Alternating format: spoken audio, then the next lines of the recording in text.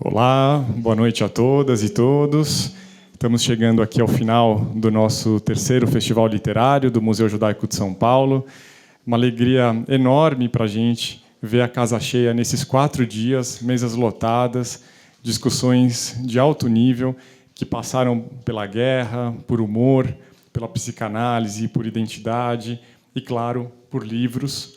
Afinal, o Festival Literário tem esse compromisso em pensar como a literatura também faz frente ou ajuda a gente a pensar nesse cenário de sobreposição de crises que a gente vive. E, por isso, a pergunta que a gente fez nesse festival, como reparar o mundo. Obrigado a vocês, público, a razão desse festival existir, por terem acompanhado a gente nesse percurso de 4 dias, nessas mesas, nessas perguntas, e terem ajudado a pensar sobre essas questões. Bom, eu queria fazer alguns agradecimentos, porque um festival como esse, assim como esse museu, se faz a muitas mãos, muita gente colocando energia e a competência do seu trabalho para isso acontecer. Então, eu queria agradecer primeiro o Daniel Dweck, que é o curador do festival desse ano. Vocês não fazem ideia do privilégio que é ter o Daniel como curador, como parceiro. E isso existe, essa construção existe por termos boas parcerias aqui nesse museu, e o Daniel é certamente uma delas. Bom, eu queria fazer também um agradecimento a todas as autoras e autores, e mediadoras e mediadores que estiveram aqui nesse palco, porque são eles também que constroem o pensamento e nos instigam, né, a pensar. Então, muito obrigado por todas e todos que estiveram aqui.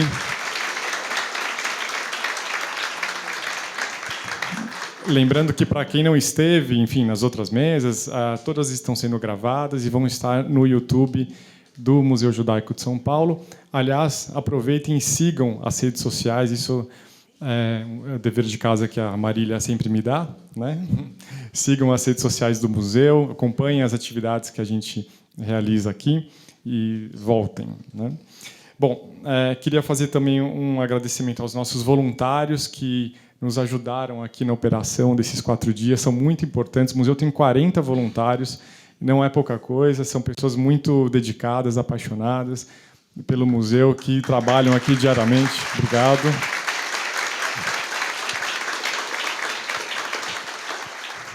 E também aos nossos apoiadores, patrocinadores e mantenedores, aos parceiros do festival, são todas instituições e pessoas que acreditam no projeto desse museu, desse festival, e fazem com que ele possa continuar, né? Não é fácil viver de cultura no Brasil, né? Sabemos. Essa é uma instituição privada que não recebe recursos públicos diretamente, então a gente conta muito com a ajuda das pessoas, das instituições, inclusive quem puder. A gente está sempre aberto a receber apoio, né? Porque realmente precisa, né, para isso continuar existindo. Então, a gente não está vivendo um ano fácil, né, desde o 7 de outubro, tem sido muito desafiador, existe muita confusão, né, em torno da questão judaica, e a gente continua aqui lutando para que esse espaço exista. Então, convidamos vocês a estarem junto com o museu. Eu quero nomear alguns parceiros dessa edição do festival: o Instituto Brasil-Israel, a Embaixada da França, o Instituto Goethe, que apoiaram algumas das mesas, e a Mioneto, que vai oferecer um brinde para a gente aqui ao final do festival, então com a Freixenet. Então, estão todas e todos convidados para a gente brindar, fazer um tintim aqui fora da sala quando acabar a mesa, tá? Queria agradecer todas as equipes que trabalharam aqui na construção também desse espaço: a cenografia, a luz, fotografia, vídeo, enfim, todo mundo que está trabalhando aqui para o festival, e, sobretudo, a equipe do museu. O museu tem uma equipe incrível, com a qual eu tenho o privilégio de trabalhar, e gostaria de pedir aí aplausos calorosos para essa equipe. Em especial, Marília Neustein e Mariana Lorenzi, a Marília, diretora de comunicação, a Mariana, coordenadora aqui de curadoria. São 2 grandes parceiras aqui dentro que colocaram esse festival de pé. A Marília fez a co-curadoria junto com o Daniel, foi fundamental. Então, muito, muito obrigado de coração por esse trabalho junto. Faltou dizer a tradução em Libras, a tradução simultânea também, que acompanhou todos os eventos aqui, né? A gente agradece sempre no final das mesas, mas reiterando aqui o agradecimento. Acabaram os agradecimentos. E aí, só deixar um convite. Nessa sala que a gente está aqui, é onde a gente faz as nossas exposições temporárias. Eu acredito que alguns já devem ter vindo, né? Enfim, exibimos artistas brasileiros, internacionais aqui. E a próxima exposição, que abre dia 31 de outubro, nessa sala, é Judeus na Amazônia, que vai contar essa história bem fascinante e muito pouco conhecida da imigração marroquina no século XIX para a Amazônia. Né? Até hoje existem comunidades ali, sinagogas, enfim, cemitérios e muita vida judaica, e a gente vai mostrar essa história aqui. 31 de outubro, estão todos convidados. E, para a gente, sem mais delongas, dar início à mesa, eu quero chamar o Daniel para apresentar essa última conversa. Obrigado. Boa noite a todas e todos. Uma alegria enorme ver vocês aqui. Queria agradecer também o Museu Judaico de São Paulo por esse convite e pelo privilégio que foi participar da construção dessa terceira edição do Festival Literário. E eu sei que em muitos momentos eu dei trabalho, mas ainda assim sobrevivemos e chegamos aqui. A nossa 10ª pergunta desse festival. Por que não me avisaram que esse é o melhor livro já escrito? Quantos livros se pode ler no tempo de uma vida? E como selecionar aqueles que realmente valem a pena? Sabendo que, às vezes, é preciso desconfiar das escolhas mais óbvias, a autora e influenciadora norte-americana Courtney Henning Novak decidiu ler livros de pelo menos um autor de cada país do mundo. Foi assim que descobriu Machado de Assis. E sua resenha no TikTok sobre o livro Memórias Póstumas de Brás Cubas viralizou. E o escritor brasileiro se tornou um fenômeno de vendas nos Estados Unidos e também aqui no Brasil. Nessa mesa, ela conversa com Pedro Pacífico, o Bookster, sobre como despertar o interesse das pessoas pela leitura. Os dois também revelam um segredo para conseguir ler tanto. Para mediar essa conversa, eu queria chamar uma pessoa que no dia 25 de julho, às 7h05 da manhã, me mandou uma mensagem. Dani, e se a gente convidasse ela? E um link no Instagram. Hoje todo mundo sabe que ela se chama Courtney. E eu convido ao palco Marília Neustein, jornalista, diretora de comunicação do Museu Judaico de São Paulo, Courtney e Pedro, por favor. Que emoção.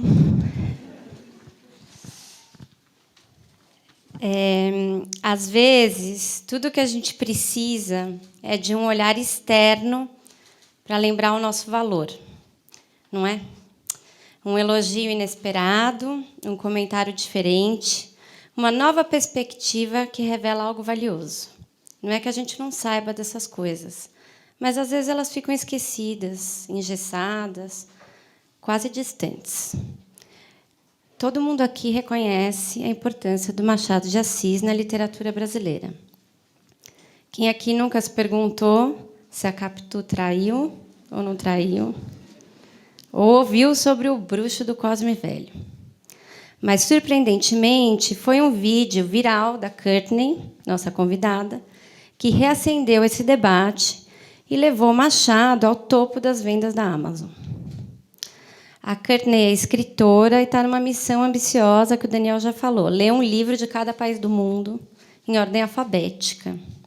Apesar de não ser uma competição, o Brasil de Machado, Clarice, Guimarães e agora Mário de Andrade, que ela está lendo, ocupa um lugar especial já no coração dela. Ela é autora de 4 livros, é a criadora do podcast Adventures with My 40s. Ela mora em Pasadena, Califórnia, com o marido Nathan, os filhos Pippa e Julian, 2 hamsters e uma coleção impressionante de bichos de pelúcia. Agora a gente vai falar do Pedro. Ele é advogado, fã da literatura, de livros. Ele criou um Instagram literário em 2017, o Bookster. Hoje ele alcança 500 mil de seguidores. A gente estava falando que é difícil pensar o que é isso, né? Espalhando seu interesse pelos livros, publicando resenhas, dicas e informações. De algum jeito, democratizando também o acesso à literatura. Ele foi destaque na lista Forbes Brasil 30 Under 30, na categoria Influenciador Digital. Já apresentou 2 TEDx e, em 2023, lançou seu primeiro livro, 30 Segundos Sem Pensar no Medo, pela editora Intrínseca. O Pedro também é responsável por 2 podcasts, Daria um Livro e Os Namoradinhos. Mas, afinal, o que une Pedro e Courtney? Na minha opinião, além da paixão pelos livros, é a doçura, o cuidado e a autenticidade que eles compartilham o conteúdo. E é justamente sobre isso que a gente vai falar hoje. Mas antes, é bom lembrar que esse é um festival literário dentro de um museu judaico. A relação do povo judeu com os livros é profunda e ancestral. Desde a Torá, que serve como bússola espiritual e ética, até o Talmud, repleto de debates e interpretações. E a gente teve bons debates aqui nesse festival. O ato de ler e compartilhar histórias é, para muitos judeus, uma forma de preservar e renovar a identidade. Pensando nisso, a minha primeira pergunta vai para os 2. Como os livros e a literatura foram e são constituintes da identidade de vocês ou libertaram vocês da própria identidade? Olá, boa noite. Estou aprendendo português. Acabou, gente. Só isso que eu sei. Essa é uma pergunta muito difícil. Como é que isso forma a minha identidade? É uma jornada de reconstruir a minha confiança na literatura desde que eu comecei esse projeto. Na universidade, eu estudei História, porque eu não gostava das aulas de inglês. Os professores eram muito pedantes, arrogantes. Era como se o trabalho deles fosse fazer os alunos se sentirem burros. E comigo funcionou. Mas esse projeto me lembra que não tem uma forma certa de você vivenciar um livro. Você pode odiar um livro que é super popular. Eu não gosto de Colin Hoover. Desculpa, gente. E eu consegui criar confiança nas minhas próprias opiniões. Realmente é uma pergunta... Primeiro, boa noite a todos. Queria agradecer o convite por estar aqui com a Courtney, que também foi impactado pelo post dela. E é muito bom ver pessoas falando sobre a literatura brasileira mundo afora. Mas essa pergunta eu queria responder trazendo até um exemplo do que aconteceu comigo semana passada. Eu estava no Rock in Rio com meu namorado, estava andando por lá, e aí chegou uma pessoa assim, me viu e falou: "Bookster, eu estou muito emocionado", e começou a chorar.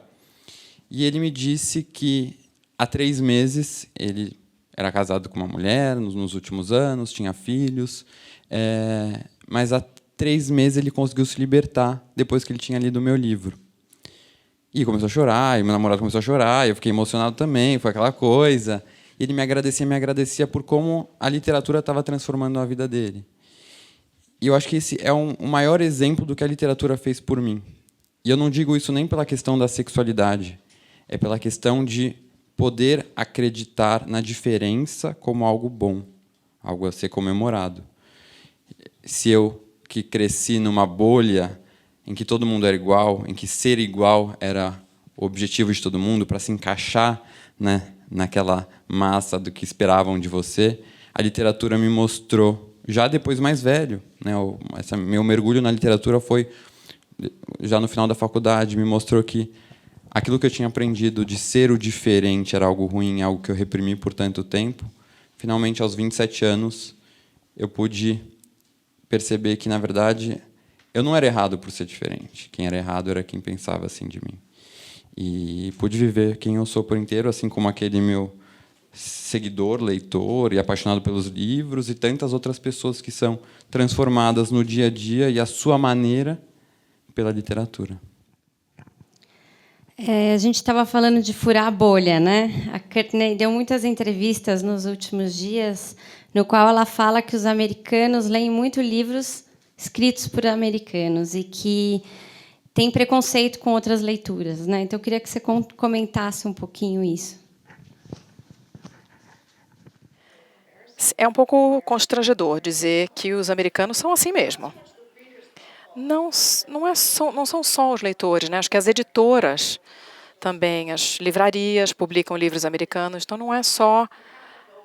Você precisa sair do teu caminho para encontrar esses livros, para desafiar essa mentalidade americana. E para entender que tem tantas perspectivas diferentes, tantos autores e autoras. Eu comecei esse projeto porque eu comecei a pensar quantos autores de outros países eu já li na vida. E eu fiquei pensando nos países. Falei, bom, é bastante. Mas aí eu fui ler a minha lista no Goodreads e eu vi que os livros que se passavam na Índia tinham sido escritos ou por americanos ou por ingleses. Aí eu pensei, eu quero ouvir sobre a Índia de uma pessoa da Índia, eu quero ouvir da China de uma pessoa da China. E foi isso que me fez sair da minha bolha americana. A gente aqui no Brasil fala que a gente tem complexo de vira-lata, né? Que, na verdade, a gente fala aqui no Brasil que a gente tem complexo de vira-lata, que é também de não valorizar a própria cultura. Queria perguntar, em primeiro lugar, se esse projeto que você está fazendo, Courtney, te apresenta ao mundo, se é possível de conhecer o mundo por meio da literatura. A gente estava falando de viagens agora mais cedo, né? E como foi esse encontro seu com o Machado? Você trouxe aí o seu Memórias Póstumas até para mostrar para o público. Está todo grifado. Sim, eu trouxe aqui a minha cópia. Eu quis trazê-lo junto comigo nessa viagem. E ele é o meu namorado secreto, não contem para o meu marido. E eu trouxe também para, se alguém quiser dar uma olhadinha, porque eu acredito que os livros são interativos, eles não precisam ser tão preciosos. Eu gosto de fazer anotações e destacar, a menos se for Clarice, porque você quer destacar o livro inteiro, não dá para escolher uma passagem só. Agora eu esqueci o restante da pergunta. Como foi o seu encontro com o Machado? Como você chegou a ele? Machado. Como você chegou ao encontro do Machado? Ele é o melhor autor do mundo, não é? Eu fiquei impressionada. Eu conversei com os meus amigos. Acho que é porque eu lia tantos livros de mistério e ninguém sabia, ninguém conhecia o Machado de Assis, que para mim é horrível, porque à medida que eu lia, eu vi tantas camadas, como ele usa a língua. Eu lia o parágrafo e queria ler de novo, porque era tão bom. E como ele fala dos personagens, como ele fala com você. É como se ele fosse aquele tio bêbado numa festa. Ele te conta as fofocas. E eu fiquei horrorizada de saber que ele não faz parte do cânone do Ocidente. A América Latina também vai muito além disso. Imagino que tenha vários outros livros. Só queria lembrar que a plateia pode fazer perguntas. Tem um pessoal por escrito aí, podem pegar com o pessoal do museu. Queria perguntar, Pedro, se você também teve algum autor que te impactou, autor ou autora, que te impactou nessa magnitude, como aconteceu com a Courtney. Teve, acho que alguns ao longo da vida. Se eu penso, talvez, no primeiro, foi quando iniciou a minha virada de chave realmente para entender a literatura como algo muito maior, como algo muito além dos best-sellers, que até então era a minha referência do que ler. Até eu descobri que existia redes sociais pessoas nas redes sociais falando de livros, eu ficava muito preso ao que era o mais vendido, achando que lá iam estar os melhores livros, porque ninguém fala de livro hoje em dia, né? Isso daqui é uma bolha da bolha da bolha da bolha. Parece ficção científica o que está acontecendo aqui, porque não é algo comum de se ver. E aí, um dia, eu descobri que existiam esses perfis, comecei a seguir, e me deparei com um livro do Walter Ugumãe, alguém falando sobre o autor. E eu falei, nunca tinha ouvido falar do autor. Fui na livraria, vi que ele estava assim, quando eu perguntei para o vendedor gostou, que era um livreiro assim daqueles apaixonados, me levou assim no cantinho, tinha um exemplar assim no canto, me deu, e quando eu li aquilo, eu falei, gente, o que é isso? Essa escrita dele, a forma como ele escreve. E por que ninguém está falando sobre isso? Né? Por que ninguém está... E isso me levou a enxergar, a querer saber que tantos outros livros estavam lá escondidinhos, um só exemplar, e que estavam além daquela estante que está em destaque nas livrarias. Isso me fez, o que está lá escondido? E eu comecei a me deparar com maravilhas. E foi é uma sensação de que não tem fim, né? Esses livros não descobertos vêm aparecendo cada vez mais para mim. Quando a gente pensa até em autores brasileiros, ela é muito famosa, mas, por exemplo, Lígia Fagundes Telles, como é que ela não é tão falada? Ela é maravilhosa. O que ela entende sobre o ser humano, sobre a condição humana. Se você chegar aqui na rua, né, no centro, vamos lá na Paulista, 80% das pessoas não vão saber quem é. Entendeu? Então, a gente está ainda numa tarefa, e é muito do que eu tento fazer nas redes sociais, eu acho que o Courtney também, é mostrar para as pessoas o que está quem são esses escondidos. Vamos tentar revelar para as pessoas, porque a gente foi impactado. Então, tem muita gente a ser impactada ainda por isso. Então, esses são dois exemplos de autores, mas eu digo que, frequentemente, eu sou impactado por esses autores que eu não entendo como é que não estão nessa lista de mais vendidos, né? Como é que a gente não leva eles para essa lista?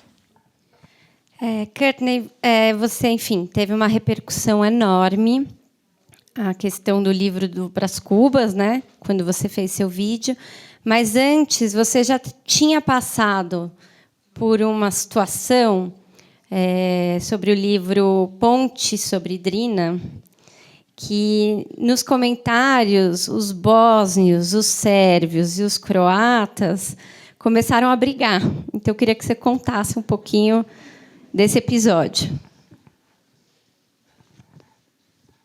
Primeiro, eu queria agradecer ao convite, e a recepção que eu tive foi maravilhosa. Se vocês tiverem a oportunidade, façam um tour aqui no museu. Eu vou trazer até a minha mãe aqui, de Los Angeles para cá, para ela aprender também com esse incrível museu.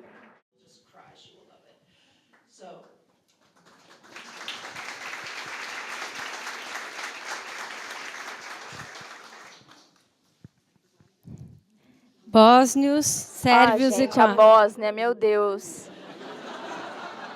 Eu não posso ir na Sérvia de jeito nenhum, não posso pisar lá. Eu postei o vídeo sobre a Bósnia, eu li Ponte sobre o Drina, do Ivo Andrić, que ganhou um prêmio Nobel, que era da Bósnia. E eu fui ver os comentários depois do meu vídeo e eu recebi ameaças de morte. Os sérvios estavam falando, como é que você ousa? Volta para a escola. Você não pode ler o livro estando na Bósnia. E aí os bósnios falavam que eu não devia ouvir os sérvios. E aí tinha os croatas também falando, gente, os pais dele eram da Croácia, então ele é croata. E os comentários principais eram falando, olha, bem-vinda ao Balcãs, aqui é assim mesmo, você pode passar o resto da vida estudando a nossa região e nunca vai entender. Então, eles me desejaram para eu continuar lendo, e eu recebi vários convites para ir visitar a ponte, mas eu não estava emocionalmente preparada e ainda não estou para visitar o Balcãs. O Brasil, sim, mas os Balcãs, melhor não, estou meio assustada ainda. Imagina quando você chegar em Israel e Palestina. Bom, as pessoas têm dito nos comentários que eu deveria pular Israel. E quando eu comecei o projeto, eu fiquei imaginando como seria o vídeo sobre o autor de Israel. Acho que seria um vídeo meio com raiva, então acho que eu vou pular Israel. Mas agora eu estou sendo exposta a perspectivas diferentes. Eu ainda não estou lendo muitos comentários, mas quando eu chegar na parte de Israel, eu vou explicar que esse era o espírito do projeto. Tem autores, né? E se eu começar a eliminar os países com base na política, a lista vai diminuir muito, vai ser curtinha. Eu acho que eu vou ler só sobre Andorra e Luxemburgo, e é isso. Mas as vozes desses autores da República Democrática do Congo eram refugiados. Como é que eu poderia não ler a história de uma mulher cuja família era de refugiados? Ela saiu, foi para Nova York, teve toda essa experiência. Então, essas vozes dos autores, em geral, são as vozes dos marginalizados e reprimidos. Então, eu não vou pular nenhum país. E agora eu já estou muito mais confiante, graças ao amor dos brasileiros, e agora eu estou pronta para ler um livro de Israel quando eu chegar nessa parte da lista, com o coração aberto e a mente aberta. Chegaram 2 perguntas sobre a tradução, e eu também já tinha anotado aqui de perguntar sobre a tradução. Uma delas perguntou o que você achou da tradução, e você elogiou a tradução publicamente, né, do Machado. E aí acho que vale para o Pedro responder também.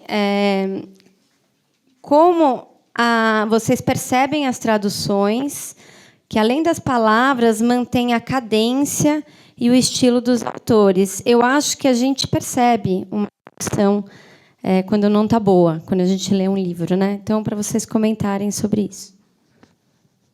Já que eu estou aqui com uma sala cheia de amantes da literatura, vou passar o livro para vocês. Eu achei que a tradução da Flora foi maravilhosa e todo mundo me pergunta como é que eu sei se eu não conheço português. Mas dá para saber. A tradução do livro de Andorra, eu acho que foi feita no Google Tradutor. Eu quase quis entrar em contato com o escritor, mas a Flora incluiu várias notas de rodapé que me ajudaram muito. E eu falei para as pessoas lerem a tradução da Flora. Ela mostrava ali os jogos de palavra ou o nome de uma rua. Eu não sei como ela fez esse trabalho. Parece que ela passou 50 anos pesquisando o livro e se dedicando, se debruçando nesse trabalho. Foi um trabalho incrível.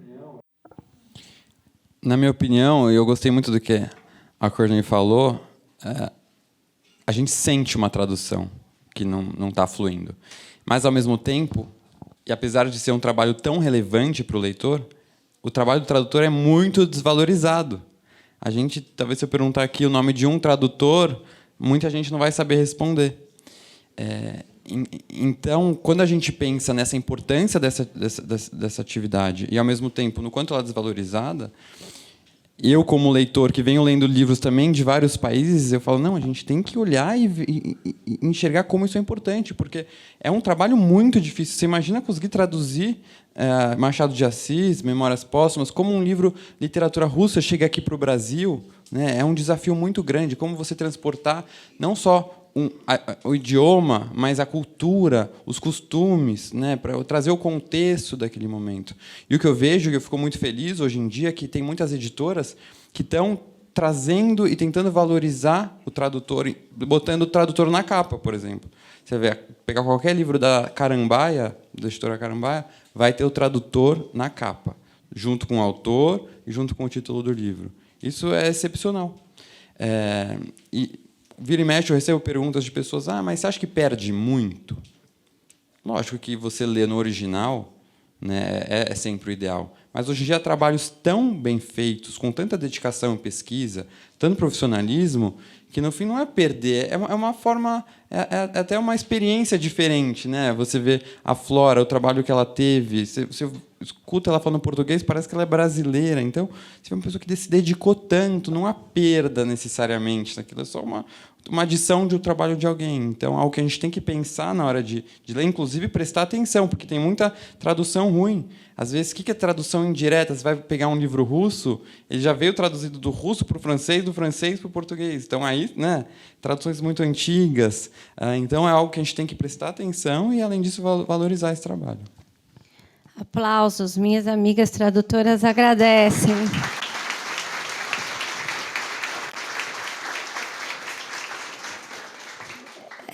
A Courtney disse que ia começar a ler Guimarães Rosa.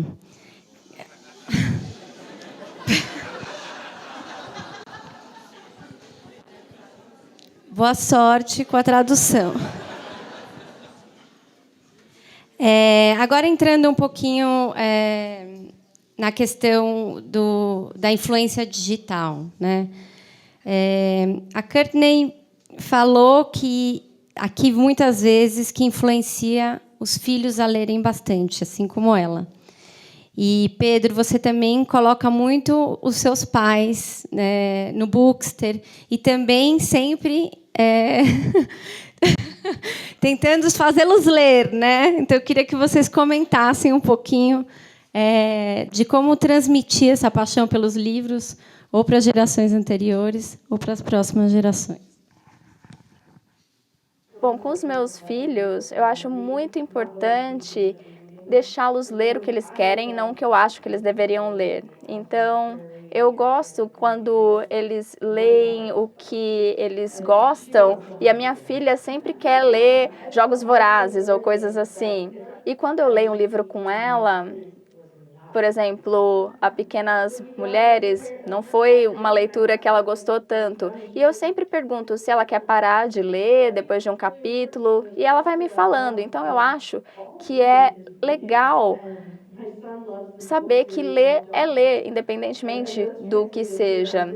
E eu sei também que o meu filho está lendo livros traduzidos, inclusive de português, e ele lê também várias HQs, vários livros em quadrinho. E uma das amigas da minha filha, a mãe dela, gosta muito de encontrar livros diferentes e um tipo de literatura diferente, mas ela, às vezes, não deixa a filha ler o que a filha quer. Por exemplo, Harry Potter. Se ela quer ler, que leia. É engraçado você falar dos meus pais, porque hoje em dia a gente fala muito sobre a dificuldade de fazer as crianças lerem, né? Como é que competir com as telas, os jogos, né? os filmes, como fazer isso? Eu não tenho filhos, então nesse problema eu não quero entrar, mas a verdade é que não são só as crianças que estão hoje em dia viciadas nas telas, os adultos também. Então, a dificuldade hoje que eu tenho é tirar meus pais das telas, entendeu? Minha mãe no joguinho dela de ficar decorando casa, fazendo jardinagem no joguinho, né? Meu pai nas redes sociais, na televisão, no seriado. Porque a gente foi condicionado por tanto tempo a enxergar a literatura como uma atividade obrigatória. Na escola, a gente fazia aula de literatura e você lia para ter que responder quem era qual era o movimento literário daquela obra, qual era o tipo de narrador. Você nunca teve, pelo menos eu nunca tive, acho que meus pais também não, uma aula sobre leitura por prazer, entretenimento. Vamos escolher o livro que você quiser, vamos escolher o livro do Harry Potter, o livro do cachorro, o que quer que seja, mágica. E é difícil, às vezes, tentar passar essa impressão para os meus pais que eles vão se divertir tanto lendo um livro quanto lendo assistindo um filme, assistindo um seriado, né? Então, estou ainda nessa luta, mas queria trazer aqui um exemplo bom. Por exemplo, meu namorado, quando eu conheci ele, está aqui na frente, desculpa te expor, meu amor, mas quando eu conheci ele, tinha a estantezinha dele lá, eu falei que quando eu vi, eu quase saí correndo, falei, não, eu vou embora. Porque eram aqueles livros que, sabe, assim, meio empreendedorismo, business, que são ótimos, maravilhosos. Mas eu queria que ele estivesse lendo Machado de Assis. E, desde então, a gente já vai fazer 2 anos essa semana, inclusive, eles lêem um livro de literatura por mês. É uma meta, senão eu largo ele.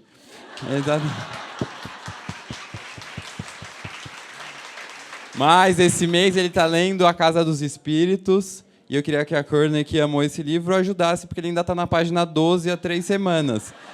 Então, Courtney, diga para ele insistir que vai ficar muito bom A Casa dos Espíritos.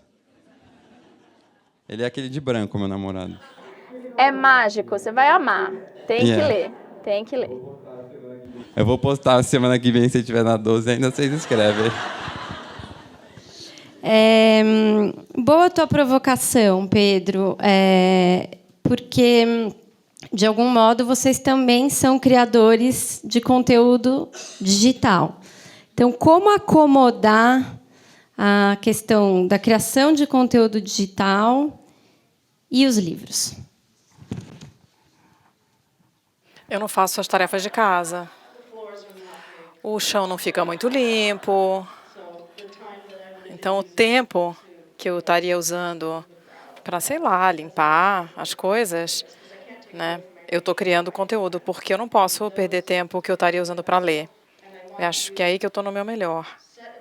Então, eu quero dar um exemplo para os meus filhos, sobretudo para minha filha, de que ser uma mulher não é você ter um chão impecável, sem nenhuma migalha de pão. Tudo bem se a mesa tá um pouquinho grudenta, a não ser que estrague o livro, né? Ali precisa limpar.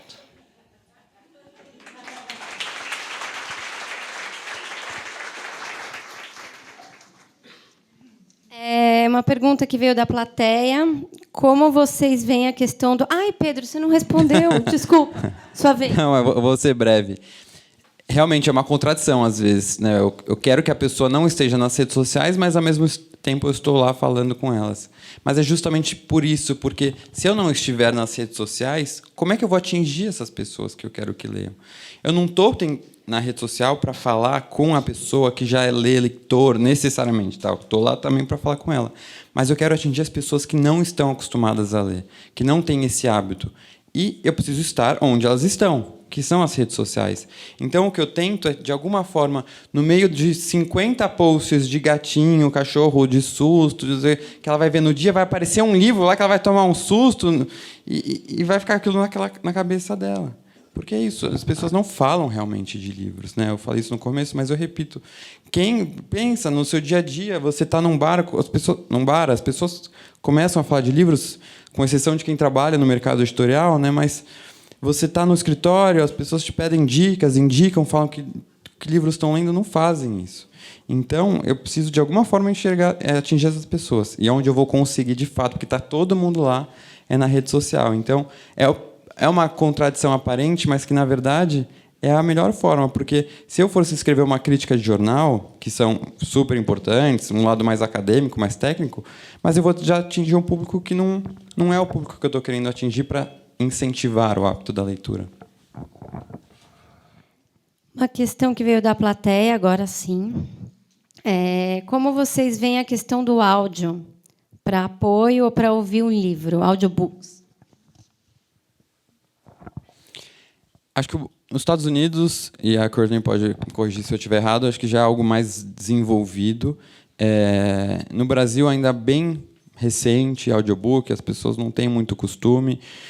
O que eu vejo é que tem um lado muito positivo, tanto de acessibilidade, para quem às vezes tem baixa visão, né, e algum outro tipo de dificuldade de conseguir ler um livro, às vezes pequenininho, as letras.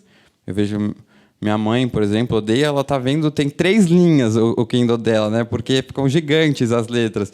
Então, isso ajuda. Mas o que eu sinto, ao mesmo tempo, por exemplo, é como o audiobook ele vem numa toada de uma sociedade que está querendo otimizar o tempo a qualquer custo. Por quê? Porque a pessoa fala, vou escutar um audiobook enquanto eu lavo louça, enquanto eu estou dirigindo, fazendo academia. E quando você vê, a pessoa deixou lá o audiobook rolando e não está prestando atenção. Né? Então, fica aquilo só para falar que leu, que escutou, para fazer aquilo acontecer, mas, no fundo, é só para otimizar o tempo. Então, acho que a gente tem que tomar só esse cuidado. E no Brasil está crescendo, a gente tem audiobooks bem interessantes, que podem ser uma forma diferente de escutar, mas talvez assim, um Machado de Assis em audiobook não me interessa tanto. Eu acho que tem muita questão de ler aquilo, da escrita em si, né? Que talvez eu, que sou uma pessoa mais do visual, perderia um pouco a experiência. Eu estou fazendo esse projeto de ler livros do mundo todo. Eu estou lendo livros físicos, mas eu adoro audiolivro. Eu acho que os audiolivros contam como leitura. Esse é um debate nos Estados Unidos, mas eu acho que sim. Ouvir um audiolivro conta como leitura. E isso me salvou durante a pandemia, porque meu cérebro parou de funcionar ali mais ou menos em abril, maio de 2020. E ler, para mim, sempre foi uma fuga.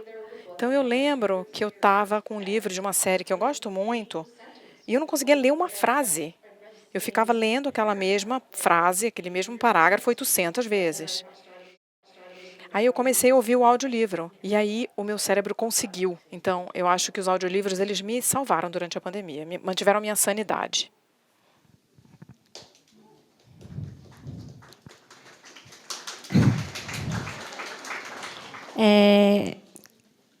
Courtney, você poderia escolher um trecho do livro do Brás Cubas para ler agora, para a gente ver como é que soa em inglês? Eu vou ler em inglês. Ao verme que primeiro roeu as frias carnes do meu cadáver, dedico, como saudosa lembrança, essas memórias póstumas. E aí eu já estava vendida para o livro. Todo mundo me dizia nos comentários, quando eles viram que eu escolhi Memórias Póstumas, é a dedicatória, inesquecível. Aí eu pensando assim, gente, é só uma dedicatória, não é possível que seja tão bom. Mas aí eu abri o livro e falei, nossa, esses brasileiros sabem do que estão falando, hein?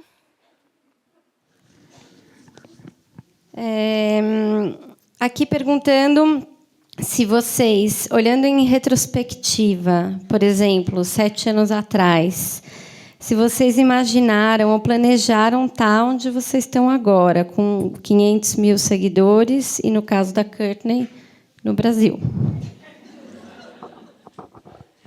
Nossa, nunca. E assim, eu vejo, até brinco, porque se eu comparar o Pedro de 7 anos atrás, gente, era um Pedro que tinha uma namorada, que não lia muito, que tinha muito medo de ser o centro da atenção, né? Por exemplo, eu estou aqui agora de pavor, porque eu não queria me expor, que tinha um cachorro chamado Whisky, um bulldog todo forte, vocês já vão entender por que eu estou falando isso. E que vivia uma vida assim, cheia de crises de pânico, de ansiedade, angústias. Hoje, tenho 2 pinchers, a Maria de Fátima e a Maria de Lourdes, tá? Você já veio? Estou com meu namorado aqui no centro de um palco e falando para milhares de pessoas. Então, nunca imaginei.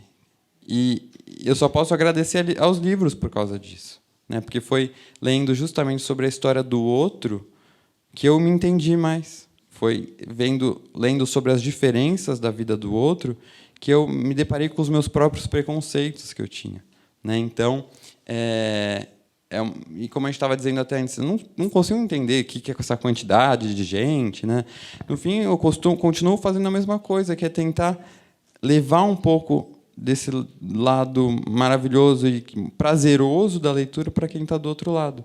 Então, e se você me perguntar daqui 7 anos onde eu vou estar, não sei, por esse caminho que está indo, eu não sei também onde vai estar, mas espero continuar nesse percurso de levar mais gente comigo nessa trajetória junto com os livros. Não, essa pergunta aí, não estava, não imaginava. Eu comecei o ano com 300 seguidores no TikTok. E eu não me sentia confortável falando de livros. Eu pensava assim, eu não sei do que eu estou falando, eu não sou especialista. Eu terminei o livro e não lembro nem dos nomes dos personagens. Como é que eu ouso dar uma opinião sobre um livro? Mas aí eu me desafiei para fazer 100 vídeos de TikTok. Achei que ia ser interessante. E TikTok me ajudou com a minha saúde mental na pandemia. Eu falei, vamos brincar com isso, vamos ver o que acontece. Quando eu terminei o A, eu pensei, nunca achei que as pessoas estariam interessadas nesse projeto de livros do mundo inteiro. E foi maravilhoso, é uma aventura maravilhosa. You're so cute, that's why. Fofo. A minha palavra preferida agora, fofo e borboleta. Português é uma língua linda. E vocês falam... cute, que é fofo em inglês, né? Cute não tem graça nenhuma, é fofo.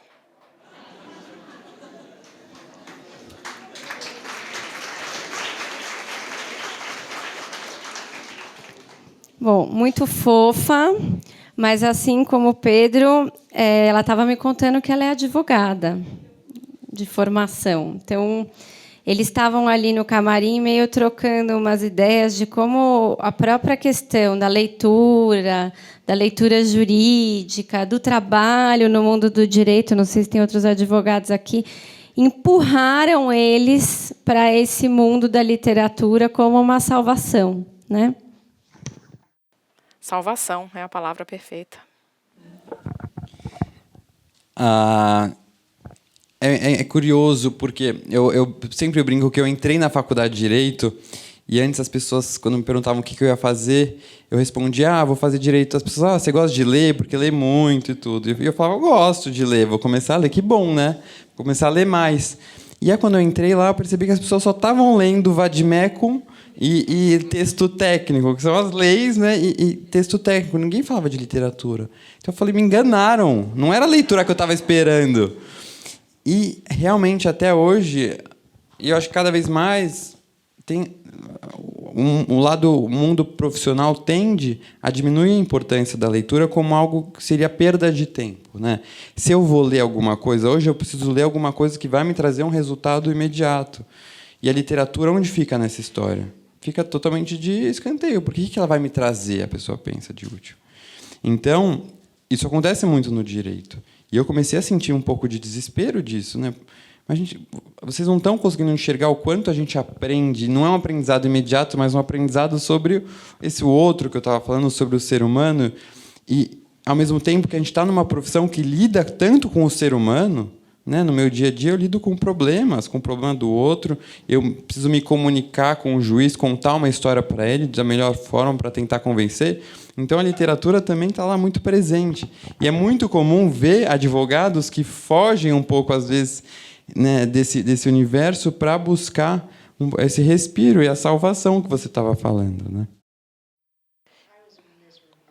Eu fui uma advogada muito infeliz. Não era meu talento. Foi assim que eu conheci meu marido, então sou grata por isso. Eu não me arrependo totalmente. Mas no meu último ano da faculdade, eu tinha que escrever uma tese sobre história. Aí os professores vinham orientar a nossa tese. E aí veio uma professora e ela falou, olha, eu leio livro policial de noite para descansar meu cérebro. Aí eu tinha 21 anos. Aí eu falei, pode ler para se divertir? Porque na universidade a gente lê muita coisa. E aí eu tinha esquecido que eu gostava de ler para me divertir. Então, na faculdade de Direito, pelo menos eu tinha essa fuga.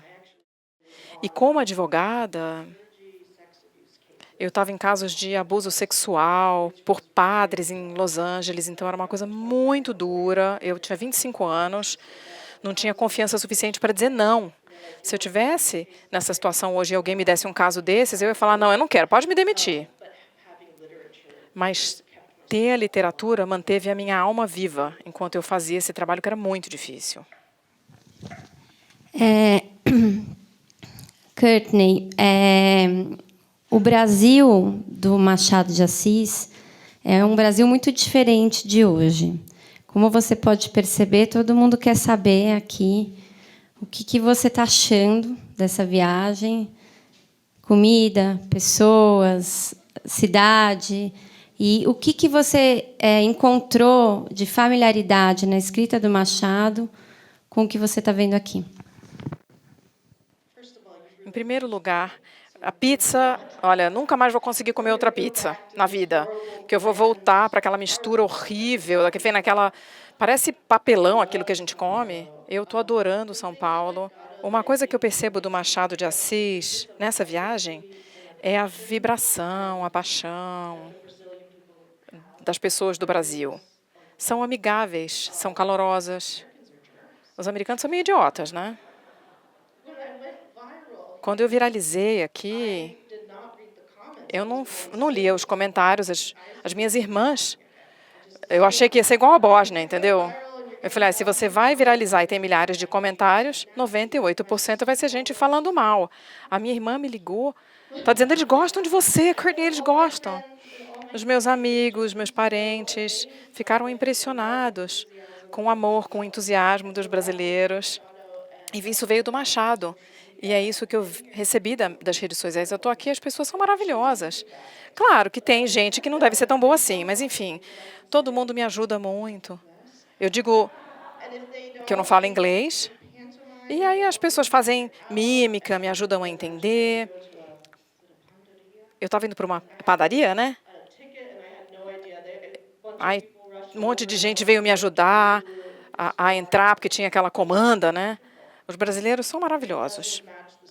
E não tem nada a ver com o estereótipo que a imprensa americana mostra. Eu não vi ninguém com o rosto pintado de verde e amarelo, gritando na rua.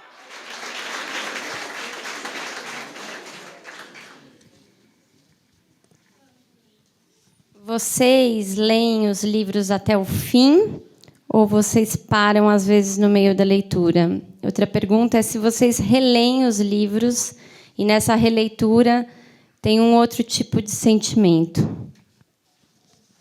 É muito curioso como essa pergunta do abandono vem muita recorrência, porque as pessoas têm esse medo de abrir mão, como se fosse um desafio delas com aquele livro de precisar chegar ao final. Mas é tão libertador depois que você abandona um livro que você fala assim, não está indo, sabe? Estou perdendo tempo aqui. E eu acho que isso começou a ficar cada vez mais comum para mim quando eu descobri a quantidade de livros bons e maravilhosos que eu quero ler e que eu não vou ter tempo se eu não abrir mão das leituras que não estão tão boas. Então, hoje em dia, eu abandono sem dó. Lógico que eu não vou abandonar a página 10, né? Igual eu peço para meu namorado não abandonar a 12, ou a Casa dos Espelhos. Ao menos na 50, e se ele abandonar, ele vai se ver comigo. Mas, abandono. E qual que era a outra pergunta? Se você relê. Releio muito pouco hoje em dia, porque é isso, ainda tem muito livro que eu quero ler pela primeira vez. Tem muitos clássicos que eu nunca li. Tem livros que estão, né, todo mundo fala que você precisa ler esse livro. E acho que vou deixar as releituras quando estiver um pouquinho mais velho, porque, né, eu vejo a Courtney fazendo esse desafio, e tem até um spoiler aí de um projeto meu que está para lançar em outubro, e a Courtney sabe que a gente fez uma reunião sobre isso, mas que tem de muitas leituras que estão para acontecer, boas, e que não tem nem no Brasil. Assim, é muito doido, porque se você pegar a lista que a Courtney está lendo, muitos livros não têm traduzidos no Brasil. Então, assim, já tem muita coisa aqui. Aí você começa a pensar o que ainda tem para tentar trazer para o Brasil, né? Eu quero tentar usar também essa minha influência para trazer essas joias um pouco esquecidas. Então, tudo isso para dizer que eu não costumo reler. Quando eu releio, é uma experiência muito diferente. E isso acontece dos livros que eu li na escola, fiquei com trauma, que eu achei que eu não tinha gostado, e hoje em dia eu releio e gosto muito. Que acontece muito com Machado de Assis, né? Exatamente. Se eu não gosto, eu não termino. Acho que o trabalho do escritor é me prender ao livro. E é um privilégio ter esse espaço na minha cabeça. Tem uma mágica, um poder na linguagem, na língua. Se você está lendo um livro, você está absorvendo sentimentos, pensamentos, perspectivas. Se você está odiando o livro, eu já, inclusive, joguei alguns livros no lixo mesmo. Às vezes eu dou o livro, mas tinha um livro sobre maternidade, era horrível, era misógino. Eu falei, ai, meu amiguinho, você vai para a lata de lixo. E joguei assim, fazendo um drama, joguei na lata de lixo e foi muito satisfatório. Então, se você está odiando um livro, eu recomendo muito que vocês façam isso. Eu não releio muito pelos mesmos motivos que o Pedro falou. Orgulho e Preconceito é uma leitura que eu sempre volto a ela. Né? Quebra em caso de emergência é esse livro para mim. Eu falo assim, não, a vida está difícil, eu vou ler Orgulho e Preconceito de novo. Mas agora pode ser Machado de Assis, né? Uma leitura de conforto para mim. Porque ele te tira dessa escuridão.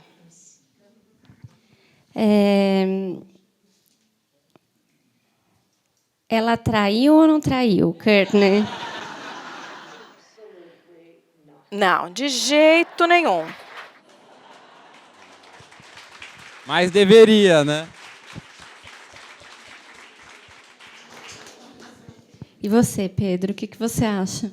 Eu também acho que não, mas acho que deveria ter traído, né? Bom, vocês escrevem também, né? A gente está falando de vocês como leitores, como difusores de livros e de literatura.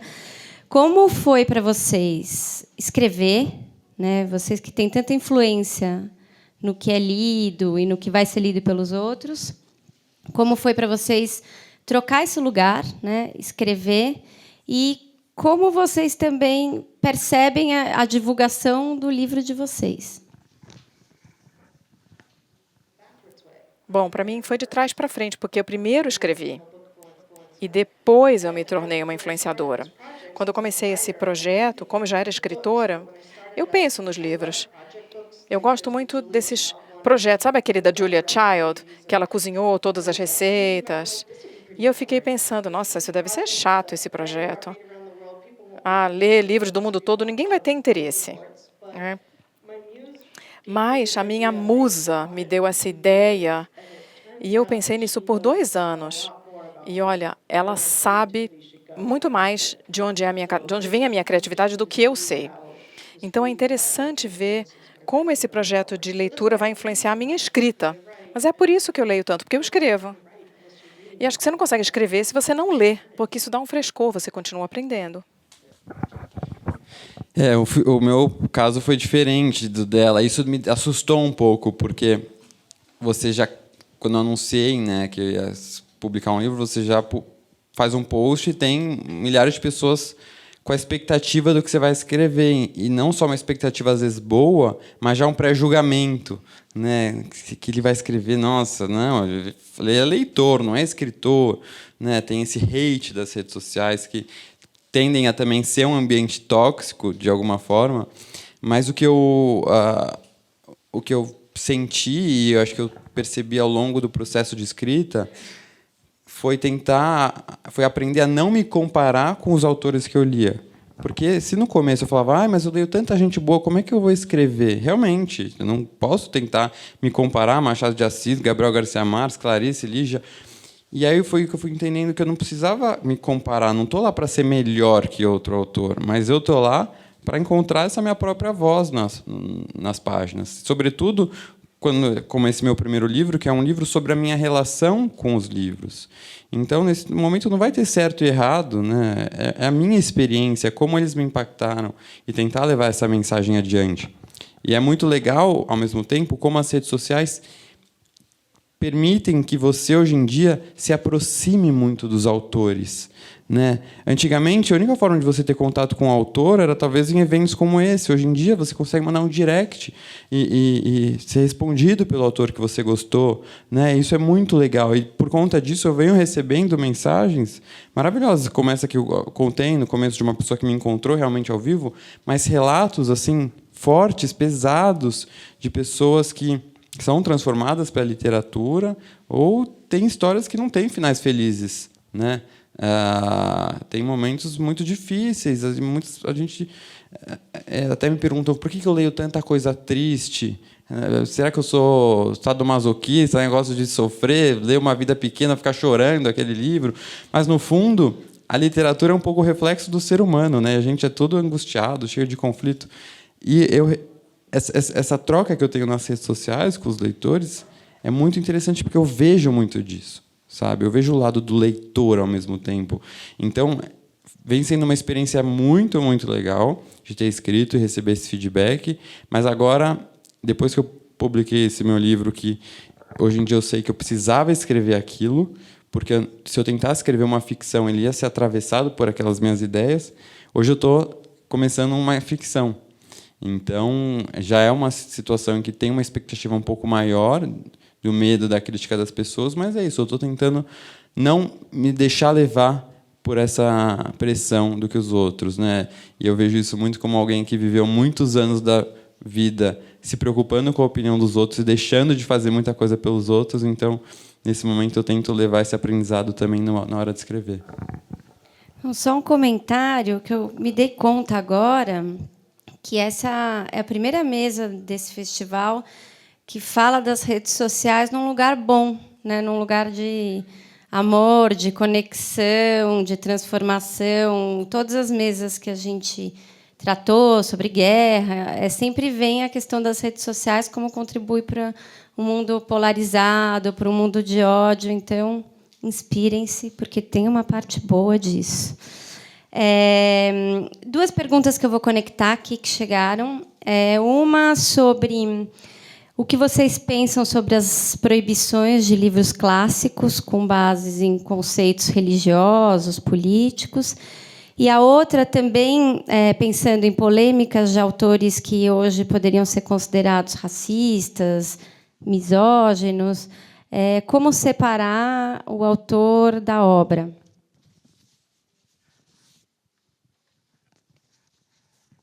Quem seria um autor que poderia ser considerado racista? Eu não falei o nome. É de algum autor que pode ser considerado racista. Ah, sim. Pois é. Os meus filhos adoram Harry Potter e eu não gosto como a autora fala sobre a Cho Chang. O nome da única personagem asiática é Cho Chang. Mas é bom que abra um diálogo com os meus filhos. A gente pode pensar de onde vem o racismo. E a minha filha quer ler Tom Sawyer, então a gente está discutindo já algumas coisas que a gente vai encontrar no livro. É uma história que já foi e é popular na história americana, mas é uma história que vai falar sobre pessoas escravizadas e coisas que ela ainda não viu.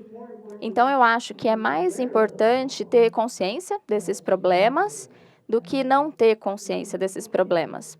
E sobre proibição de livros, eu acho que não existe publicidade negativa. Então, quando os livros são proibidos nos Estados Unidos, a gente acaba ficando sabendo. A gente fica sabendo daquele livro e muita gente acaba comprando por causa disso. Então, eu acho que acaba saindo pior a emenda do que o soneto. Essa de perguntar como separar a obra do autor, ela é difícil porque não tem uma resposta certa. O que eu tento fazer é pensar muito no autor, no momento que ele escreveu aquela obra e o contexto em que ela foi escrita. Uma coisa é a gente ler, por exemplo, Monteiro Lobato e reconhecer, isso é muito importante, que há passagens realmente racistas, mas a gente tem que proibir aquilo, tem que reescrever, porque ele não é uma pessoa que hoje, numa sociedade como a nossa, que discute muito esse tema, está escrevendo dessa forma. O que é importante é a gente ler, tendo consciência, reconhecendo os problemas que estão naquele texto. Então, nota de rodapé, se precisar, falando com as crianças, indicando. Mas é diferente de hoje em dia, se a gente pega, por exemplo, a J.K. Rowling, que fica destilando ódio, transfobia nas redes sociais.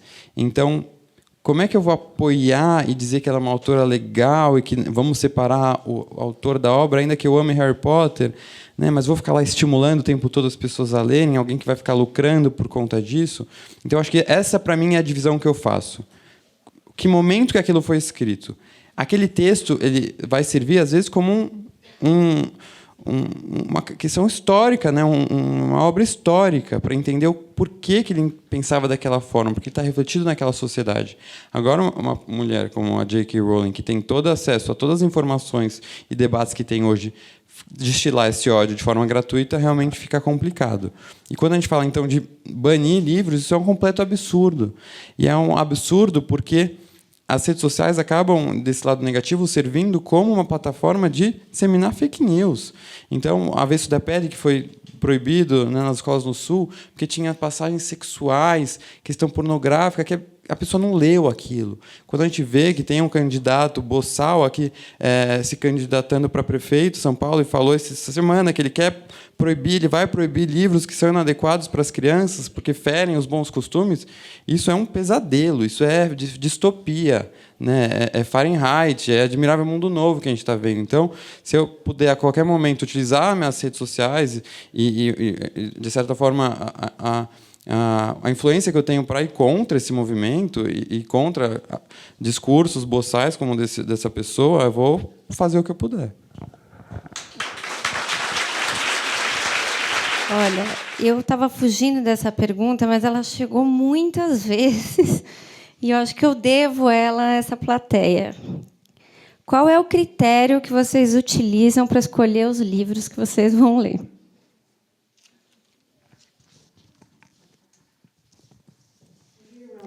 Bom, para o projeto de ler livros do mundo todo, eu escolho livros escritos por autores que nasceram naquele país e que sejam pessoas que viveram naquele país por bastante tempo. Muitos autores que foram traduzidos para o inglês acabaram sendo exilados por muitos motivos. E eu acabei cometendo o erro na Costa Rica. Eu terminei Os Países com C e muitas pessoas reclamaram sobre o autor que eu escolhi, e aí eu percebi que eu acabei lendo errado a biografia. Ele não cresceu na Costa Rica, o autor. Então, eu decidi escolher outro autor, e foi um erro bom, porque eu acabei amando o segundo livro que eu escolhi. Foi ótimo. É um livro sobre a colonização das corporações americanas nos países sul-americanos. E eles falam sobre a forma de trabalho e de exploração dos trabalhadores na Costa Rica. Então, foi um erro que acabou tendo uma solução boa no fim. Foi muito legal. Então, esses são os critérios principais. E eu gosto muito de autoras mulheres, eu tenho esse viés.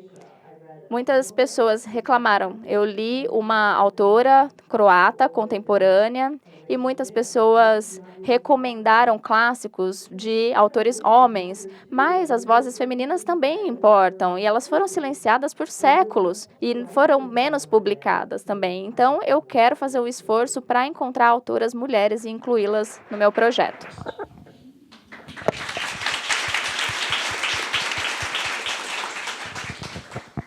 Puxando o que a Courtney estava falando, e para responder essa pergunta, uma vez eu fiz, já faz alguns anos, um exercício interessante, um pouco assustador para mim. Eu peguei a minha estante que eu tinha no meu quarto, bem grande, com muitos livros, e falei, será que quem eu estou lendo?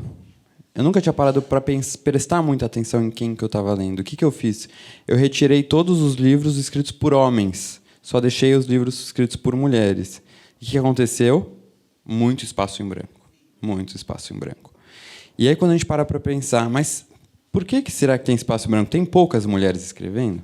Com certeza não. E desde então, eu venho prestando muito atenção na hora de escolher os meus livros. Lógico que eu não vou deixar de lado se eu quero ou não ler, mas prestação, quem eu estou lendo? Porque, voltando para aquele tema que eu trouxe de chegar numa livraria e me deparar com aquela estante principal, o que vai ter lá? A maioria vai ser homem, branco, heterossexual, né? Aquele padrão Rio, São Paulo, Estados Unidos, Europa. Se eu não for atrás de uma diversidade, ela não vai vir até mim de forma automática.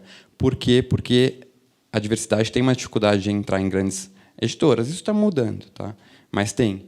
Então, eu preciso ter uma escolha consciente hoje em dia, para mudar aquele cenário que eu vi há alguns anos na minha estante e que muitas pessoas reportaram também que era na própria estante. Porque, se imagina, isso era com mulher. Se eu pegasse autores negros, se eu pegasse autores LGBT, se eu pegasse autores nordestinos, ia começar a ficar nada, sobrar nada. Então, eu tenho muito esse olhar atento hoje em dia para quem eu estou lendo. E a questão boa de tudo isso é que você vai descobrir muita coisa maravilhosa que não está naquela estante, mas que, na diversidade, vem muito autor, que você vem aquela surpresa. Então, os temas se costuram aqui, da surpresa. Como é que não estão falando desse autor? Né? E, depois que você começa a prestar atenção nisso, fica automático. Às vezes, você tem que falar, não, deixa eu ler aqui, um autor velho que morreu branco, aqui, só para dar aqui um espacinho para ele, porque, no fim, você não fica nem com vontade de ler. Tem tanta coisa muito boa de países, né? Quando a gente vê países diferentes que ela está lendo, que nunca chegariam, a gente não sabe nenhum nome, nenhum de autor, nem de nenhum livro. Então, é o que eu costumo falar. O bom leitor não é aquele leitor só que lê muito.